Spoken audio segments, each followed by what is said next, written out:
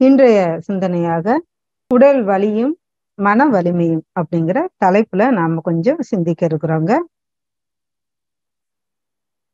உடலை பத்தி நம்ம நிறைய தெரிஞ்சு வச்சிருக்கோம், மனதை பத்தி நிறைய தெரிஞ்சு வச்சிருக்கோம். ஆனா இன்னும் அதுல நிறைய விஷயங்கள் இருக்கு.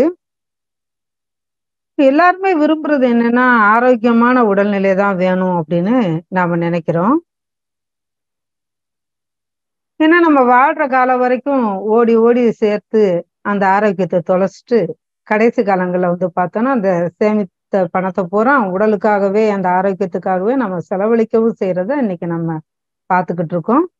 அந்த ஒரு நிலையில உடல் ஆரோக்கியம் நமக்கு ரொம்ப முக்கியமான ஒரு விஷயமா இருக்கு. இன்றைக்கு நம்ம தலைப்புல முதலாவது இருக்கக்கூடிய உடல் வலி, உடலில் ஏற்படக்கூடிய துன்பங்கள், அதெல்லாம் பத்தி நாம முதல்ல கொஞ்சம் சிந்திக்கிறோம். இப்போ இந்த உடல்ங்கிறது பஞ்சபூதங்களோட கூட்டு அப்படிங்கிறது நமக்கு தெரியும்.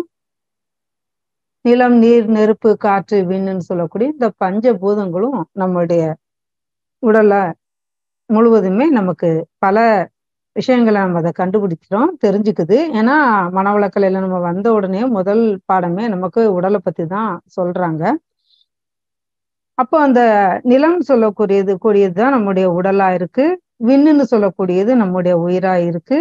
இப்ப இடையில இருக்கக்கூடிய நீர், வெப்பம், காற்று தான் நம்ம உடல்ல ஓடக்கூடிய 3 ஓட்டங்களா இருக்கு அப்படின்னு நமக்கு சொல்லி கொடுத்துருப்பாங்க.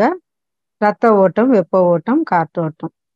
அப்போ இந்த 3 ஓட்டங்களோட ஏற்ற தாழ்வுகள் தான் நமக்கு நோய் உண்டாக்குது.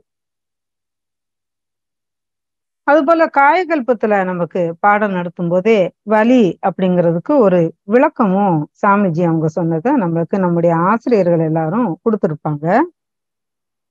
அதாவது நம்முடைய அந்த 3 ஓட்டங்கள் இருக்கு இல்லையா, அந்த 3 ஓட்டங்கள்ல சீரா இருந்தா தான் உயிர் சக்தி நல்லா அங்க நமக்கு இயங்கும். அப்படி அந்த 3 ஓட்டங்கள்ல ஏதாவது பிரச்சனை வந்தது அப்படின்னா அது எப்படி வரும் ஃபர்ஸ்ட் அப்படின்னா, அந்த உடலுக்கும் உயிருக்கும் உள்ள உறவு நிலைச்சு இருக்கிறதுக்கு நமக்கு உடல்ல ஜீவகாந்தம் இருக்கணும். அதுக்கு நம்முடைய உடல்ல அணு அடுக்கு சீர்குலையாம இருக்கணும். ஆனா நாம என்ன செய்றோம், நாம இந்த ஜீவகாந்த சக்திய தகாத செயல்களால தேவைக்கு அதிகமான சுழற்சி, அதுக்கு வேகம் சுழற்சி வேகம் கொள்ற மாதிரி நம்ம ஒரு செயல்களை செய்யும் போது அது மின்சக்தியா நம்ம உடல்ல மாறுது. அப்ப இந்த மாற்றமானது தேக்கமுற்று முறை மாறி பாயறதைத்தான் நம்ம மின் குறுக்கு அப்படின்னு நமக்கு காயகல்பத்துல சொல்லியிருப்பாங்க. அப்ப இந்த 3 ஓட்டங்கள்ல ஏதாவது ஒண்ணுல தடை ஏற்பட்டாலோ, திசை மாறினாலோ, அளவுல கூடுதலாகவோ குறைவாகவோ காணப்பட்டாலோ அந்த ஓட்டத்துல குழப்பம் ஏற்படும்னு சொல்லியிருப்பாங்க. மின் குறுக்கு ஏற்படும்னு சொல்லியிருப்பாங்க. அணு அடுக்கு சீர்குலைவு ஏற்படும் அப்படின்னு சொல்லியிருப்பாங்க. இதைத்தான் நமக்கு வலி அப்படின்னு காயகல்பத்துல குறிப்பிட்டிருப்பாங்க.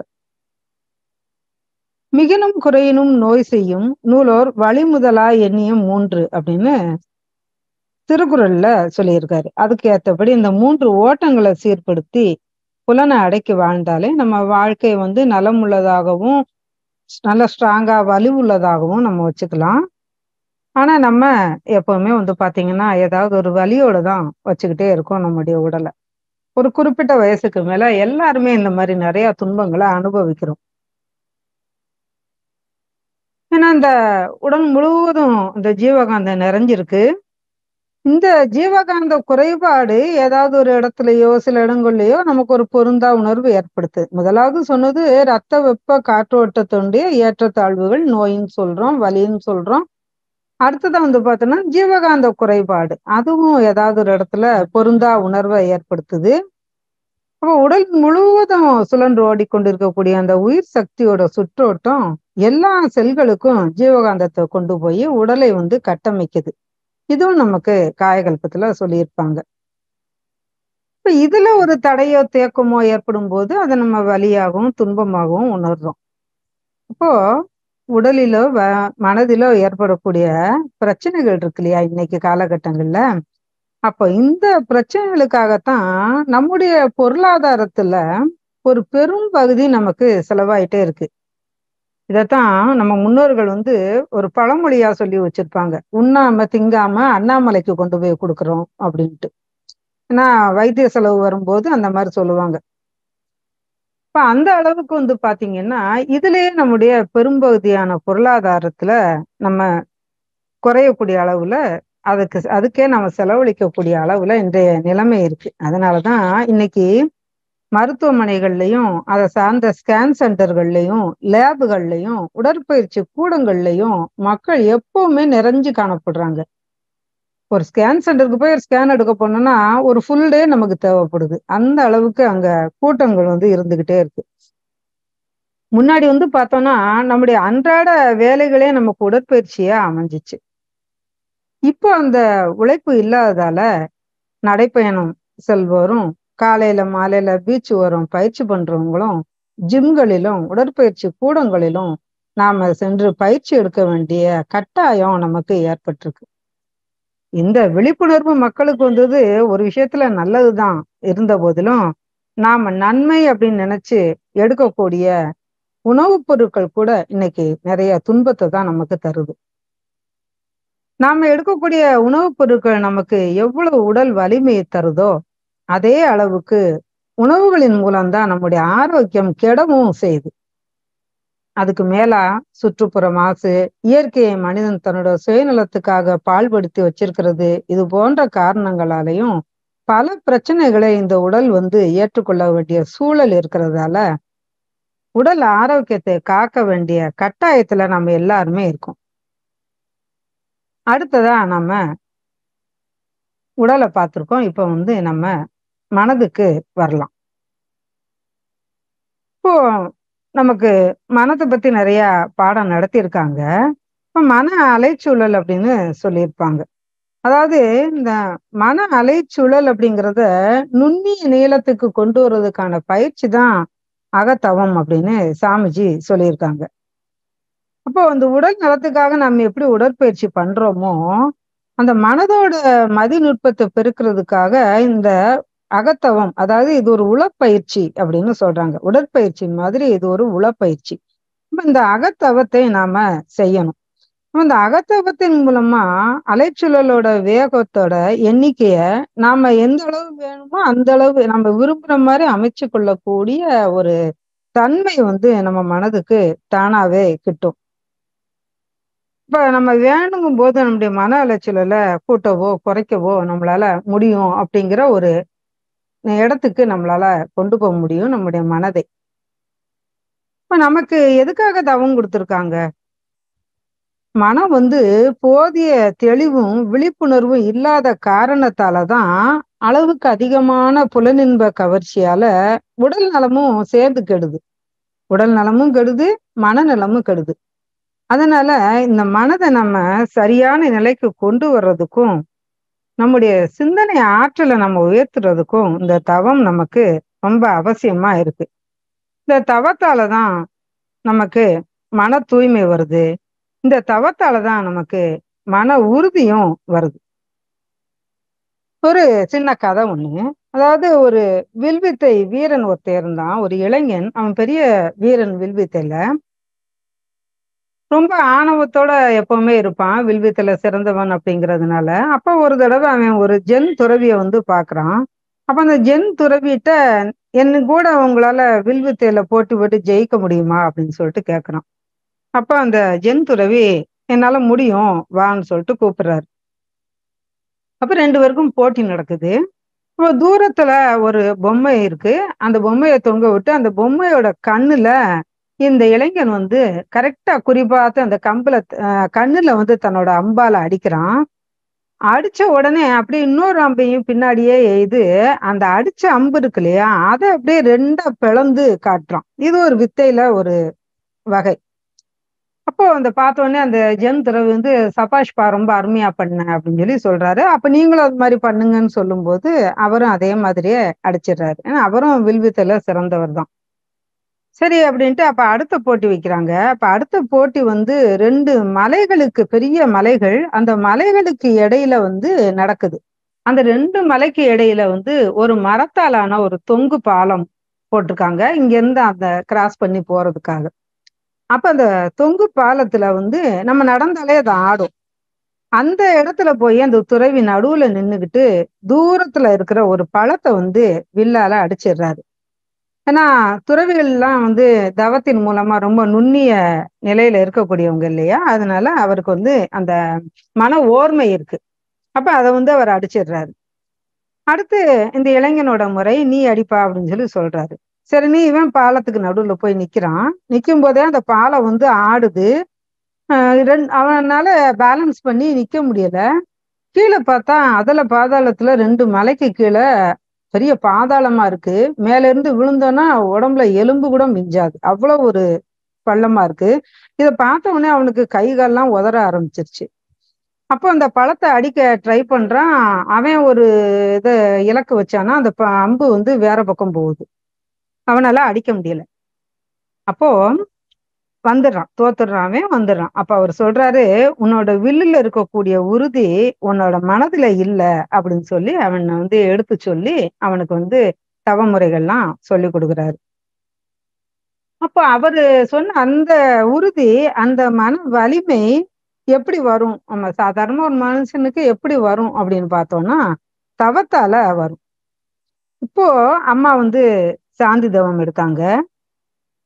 சாந்தி தவத்த பத்தி நம்மளுக்கு வகுப்புல நெறையா சொல்லியிருப்பாங்க. நம்ம வந்து முதல்ல வகுப்புக்கு வரும்போதே ஆக்கினைய குடுத்துட்டு, அப்புறம் சாந்தி தவம் குடுத்துருப்பாங்க. அப்ப நமக்கு நெறைய அத பத்தி சொல்லியிருப்பாங்க. இந்த மூலாதாரத்துல வந்து நமக்கு மையம் கொண்டு இருக்கக்கூடிய உயிர் துகள்கள் எல்லாமே நம்ம ஆக்கினை மூலமா கொஞ்சம் கொஞ்சமா மேல ஏத்தி கொண்டு வந்து வச்சிருக்கோம். இதனால தலபாரம், தலைவலி இதெல்லாம் வரும். அப்ப இந்த மூளை தாங்கக்கூடிய அளவுக்கு மேல நெற்றியில வந்து குவிஞ்ச அந்த உயிர் துகள்கள்லாம் சாந்தி தவத்தின் மூலமா தானாகவே அந்த மூலாதாரத்துக்கு வந்து சேர்ந்து நாம அந்த துன்பத்தில இருந்து விடுபட முடியும். நல்லா பாருங்க. இது தலைவலி, ஒரு துன்பம் அப்படிங்கிறது உடல் சார்ந்தது. தவம் அப்படிங்கிறது மனம் சார்ந்தது. அப்ப அந்த மனதை நாம சரியா வச்சுக்கிட்டாலே உடல் சார்ந்த பல பிரச்சனைகள் வந்து நமக்கு சரியாகுது. இதுல சாந்தி தவ பலன்கள்னு நம்மளுக்கு நெறையா சொல்லியிருப்பாங்க அந்த வகுப்புல. அதாவது சாந்தி தவத்தால உடல்ல வெப்பம் தணியும். நரம்பு மண்டலம் எல்லாம் நமக்கு அமைதி அடையும். சாந்தி தவத்தால தவ ஆற்றல் உடல் ஆற்றலா மாறுங்கிற ஒரு மெயினான பாயிண்ட் நம்மளுக்கு எடுத்து சொல்லியிருப்பாங்க. அதே மாதிரி அந்த தவ சக்தியோட மிகுதி நம்ம சொன்னோம் இல்லையா? ஆக்னியோட மிகுதி ஏற்படும்போது, சாந்தி தவத்தின் பயனால அது உடல் சக்தியா மாறுறதுனால, நம்முடைய உடல் நலனும் நல்லா இருக்கு. நமக்கு நோய் எதிர்ப்பு சக்தியும் அதிகமா ஏற்படுது. அதே மாதிரி நம்முடைய உடல்ல ஏதாவது சின்ன காய்ச்சலோ, வயிறு சம்பந்தமான சின்ன சின்ன பிரச்சனைகளோ, சாதாரண நோய்கள்லாம் இருந்ததுன்னா, நம்ம சாந்தி தவம் பண்ணியே அத நம்ம நீக்கிக்கிட முடியும். அதுபோல உடல்ல உயிரோட இயக்கம் சீரா நடக்கிறதுக்கும் நமக்கு இந்த சாந்தி தவம் உதவியா இருக்கு. இப்படி இந்த சாந்தி தவம் மட்டும் இல்லாது, நம்மளுக்கு சொல்லக்கூடிய அத்தனை தவ முறைகள் நமக்கு தெரியும். நித்யானந்த தவத்துல எவ்வளவு பலன் இருக்கு. இன்னும் நீங்க மேல்நிலைகளுக்கு வர வர உங்களுக்கு நெறைய தவங்கள் இங்க குடுப்பாங்க. அப்ப அந்த ஒவ்வொரு தவத்திலயும் என்னென்ன பலன் இருக்கு, அது நமக்கு உடலுக்கு எப்படி உதவியா இருக்கும் அப்படிங்கிறதையும் நாம அந்த மாதிரி சமயங்கள்ல தான் நம்ம கண்டுபிடிச்சுக்கிட முடியும். அடுத்ததா வந்து பார்த்தோம் அப்படின்னா, ஒரு மனதத்துவ நிபுணர்ட்ட ஒரு மனுஷன் வந்து வர்றான். அவன் வந்து சொல்றான், "என்னோட உள்ளத்துல சந்தோஷமோ, நிறைவோ இல்ல. கவலையும், வெறுப்பும் தான் எப்பவும் என்னோட உள்ளத்துல இருக்கு. நான் சந்தோஷமா இருக்க எனக்கு ஒரு வழி சொல்லுங்க" அப்படின்னு அந்த டாக்டர்ட்ட வந்து அவன் கேட்கிறான். அப்ப அந்த டாக்டர் வந்து அவனுக்கு சில மருந்துகள் எல்லாமே எழுதி குடுக்குறாரு.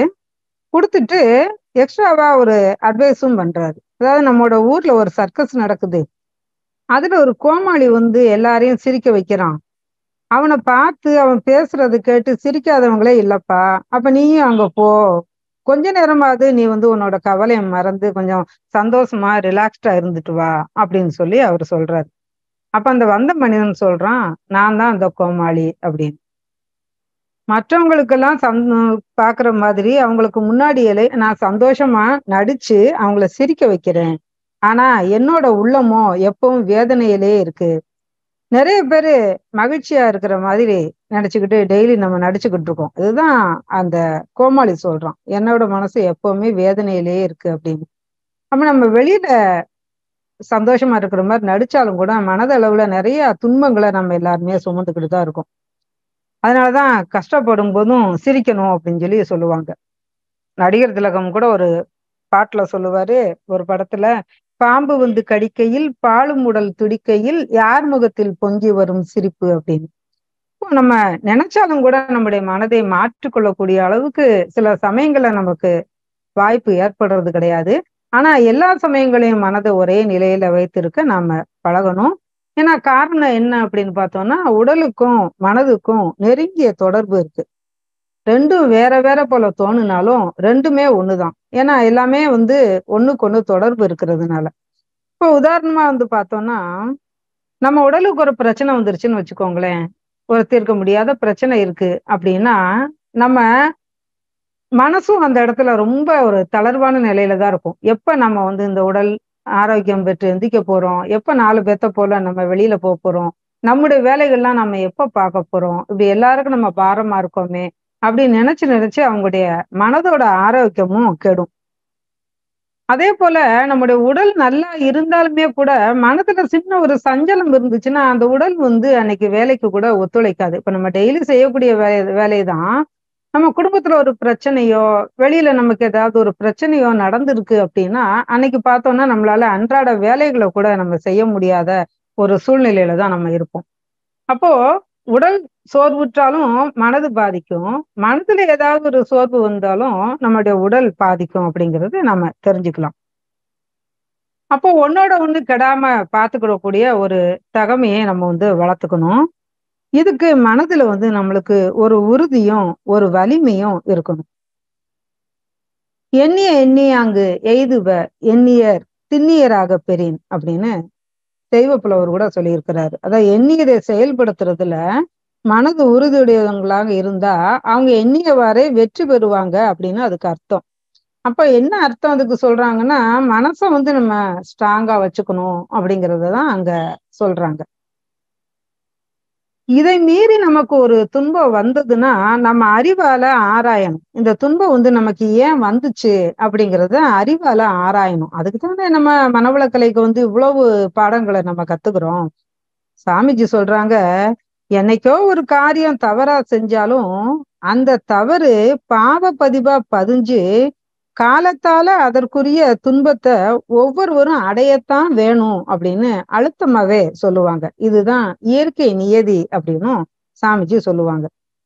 இதத்தான் கவலையில கவலைய 4 வகையா பிரிச்சு நம்முடைய அகத்தாய்வுகள் எல்லாம் சொல்லுவாங்க இல்லையா? அதுல வந்து அனுபவத்தே தீர்க்க வேண்டிய கவலைகள் அப்படின்னு சொல்லுவாங்க.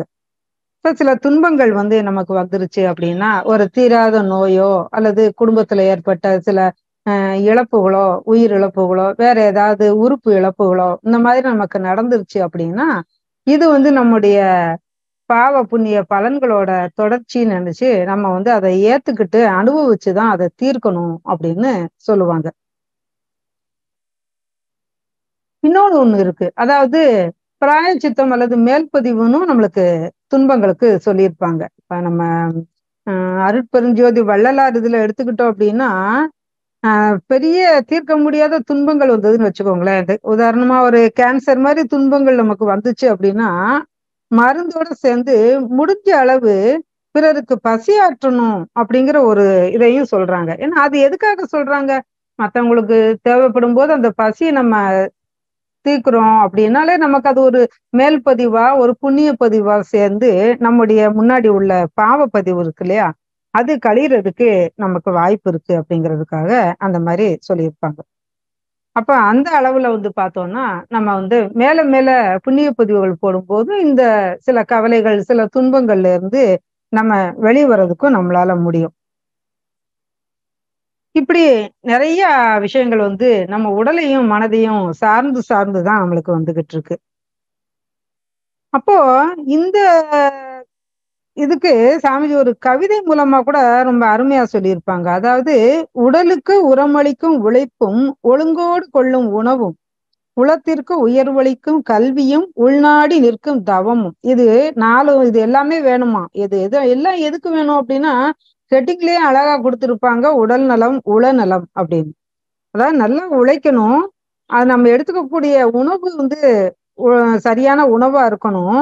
நம்ம கற்றுக்கொள்ளக்கூடிய கல்வி உளத்திற்கு, நம்முடைய மனதிற்கு நலமளிக்கக்கூடிய ஒரு கல்வியா இருக்கணும். அதற்கு இந்த தவமும் உதவியா இருக்கும் அப்படிங்கிறதையும் அவங்க சொல்லியிருப்பாங்க.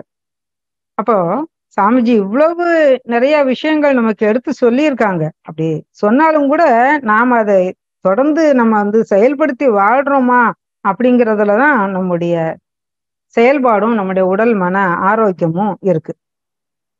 ஆனா நம்ம என்ன செய்யறோம், இத்தனை இதெல்லாம் தெரிஞ்சுக்கிட்டா கூட இதனுடைய மதிப்பு தெரியாம நம்ம என்ன செய்யறோம், எல்லாத்தையுமே நம்ம பாழாக்கிக்கிறோம். அதாவது எடுத்துக்கொள்ளக்கூடியதை சரியான முறையில நம்ம அவங்கங்க அப்ளை பண்ணணும். ஒரு தடவை சாமிஜி பார்க்க ஒரு அன்பர் வந்தாங்களாம். அந்த அன்பர் நானு உங்களை போல ஆகணும் சாமி அப்படின்னு சொல்லி சொன்னாராம். இப்ப சாமிஜி சொல்றாங்க, அதுக்கு என்ன ஆயிட்டா போச்சு, இதை போல தொடர்ந்து உடற்பயிற்சி, காயகல்ப பயிற்சி, தவப்பயிற்சி, தற்சோதனை பயிற்சி, ஜீவகாந்த பெருக்க பயிற்சி எல்லாமே செஞ்சுட்டு வாங்க, என்ன போல ஆயிடலாம் அப்படின்னு சொல்றாங்க. அப்ப அவர் சொல்றாரு, அதெல்லாம் என்னால செய்ய முடியாது, ஆனா உங்களை போல ஆகணும் அப்படின்னு சொல்றாரு. அதுக்கு சாமிஜி சொல்றாங்க, சரி வெள்ளை துணி ஒண்ணு வாங்கி ஜிப்பா தச்சு போட்டுக்கோங்க, மஞ்ச துண்டையும் நீங்க போட்டுக்கோங்க, தாடி மீசையும் வளர்த்துக்கோங்க, கொஞ்ச நாள் ஆகும் வளர்றதுக்கு, அது வரைக்கும் பொறுமையா இருங்க. ஆனா முடி வெள்ளையா இருக்கணும், தாடி எல்லாம் வெள்ளையா இருக்கணும்னா பெயிண்ட் அடிச்சுக்கோங்க அப்படின்னு சொல்லி அமைதியா சொல்லி அனுப்புனாராம். அவங்க எவ்வளவு அழகா சொல்லியிருக்காங்க பாருங்களேன். எதுவுமே செய்ய மாட்டேன்னா அப்புறம் எப்படி என்னைய போல நீ ஆக முடியும் அப்படிங்கறத ஒரு கோபத்தை கூட வெளிப்படுத்தாம அவ்வளவு அருமையா சாமிஜி சொல்லியிருக்காங்க. இப்ப இதைத்தான் நம்ம சொல்றோம், எல்லாமே நம்மளுக்கு கொடுத்துட்டாங்க, எல்லாமே நம்மளுக்கு தெரியுது, ஆனாலும் கூட எதையும் நான் ஃபாலோ பண்ண மாட்டேன் அப்படின்னு சொன்னா எப்படி அந்த உடல் நலமும் மன வளமும் நம்மளுக்கு வரும்? அப்ப அந்த மனத்துல எப்படி வலிமை வரும்? இந்த மன வலிமை அப்படின்னு சொல்றது எந்த அளவுக்கு இருக்கணும் அப்படின்னு பார்த்தோம்னா, ஒரு போர்க்களத்துல ஒருத்தன் கடுமையா காயம்பட்டு சாகக்கூடிய தருவாயில ஒரு வீரன் இருக்கான். அப்போ ஒரு பாதிரியார் அவங்கிட்ட போய், உன்னோட இவன் சாக போறான்னு தெரிஞ்சிருச்சு, அப்போ உன்னோட கடைசி ஆசை எதுப்பா, உன்னோட உயிர் பிரியும் முன்னாடி சொல்லு, நான் செஞ்சிடறேன் அப்படின்னு சொல்லி சொல்றாரு. அப்ப அவன் சொல்றான், ஐயா என்னால கைய கூட அசைக்க முடியல, என்னோட கால்சட்டை பையில கொஞ்சம் பணம் இருக்கு, அதை எடுங்கன்னு சொல்றான். அப்ப அவரு எடுக்கிறாரு. எடுத்துட்டு இதை யார்ட்டையாவது குடுக்கணுமாப்பா அப்படின்னு சொல்லிட்டு கேக்குறாரு. அப்ப அவன் சொல்றான், இல்லையா நான் சாக மாட்டேன், நான் கண்டிப்பா பிழைச்சுக்கிடுவேன், இது பந்தய பணம், பந்தயமா வச்சுக்கோங்க, நான் பிழைக்கிறேனா இல்லையான்னு பாருங்க அப்படின்னு சொல்லி சொன்னானாம். இதுதாங்க மன வலிமை. இந்த வலிமை மட்டும் மனசுக்கு வந்துச்சுன்னா உடல் நோய் எல்லாம் நம்மளுக்கு ஒரு பெரிய பொருட்டே கிடையாது, எல்லாத்தையும் நம்மளால சமாளிக்க முடியும். அப்போ சாமிஜியை போல ஆகணும்னு நினைச்சோம் அப்படின்னா அதற்கு ஏற்றவாறு நம்முடைய செயல்களும் இருக்கணும், அந்த உடல் வலிமையை நம்ம பெறணும், மன வலிமையை பெறணும். அப்ப அந்த பணம் மட்டும் இல்லாம உடல் நலம், மனவளம், உயிர் வளம் எல்லாமே நம்ம இருக்கும் போதே நல்ல முறையில வச்சுக்கணும். உடலையும் ஆரோக்கியமா மனதையும் வலிமையா வச்சு நாம கிடைச்ச இந்த வாழ்க்கையை சிறப்பா வாழ்வோம் என்று சொல்லிக்கொண்டு, இறுதியாக சாமிஜி அவர்கள் சொன்ன ஒரு சின்ன கவியினுடைய ஒரு 4 வரியை மட்டும் நான் இங்க சொல்ல விரும்புறேன். மனமது இயற்கையின் மாபெரும் நிதியலோ, மனமதை தாழ்த்திட மயக்கத்தால் துன்பமே, மனமதை உயர்த்தினால் மட்டில்லா இன்பமாம், மனத்திலே உளையலாம் மற்றெங்கு தேடுவீர். அப்ப இந்த மன வலிமையை பெருக்கி உடல் நலத்தையும் காத்து நாம அந்த எல்லா பயிற்சிகளையும் செய்து சீராக வாழ்வோம் என்று சொல்லிக்கொண்டு, நல்லதொரு வாய்ப்புக்கு நன்றி பாராட்டி இத்துடன் இந்த சிந்தனையை நிறைவு செய்து கொள்கிறேன். வாழ்க வளமுடன்.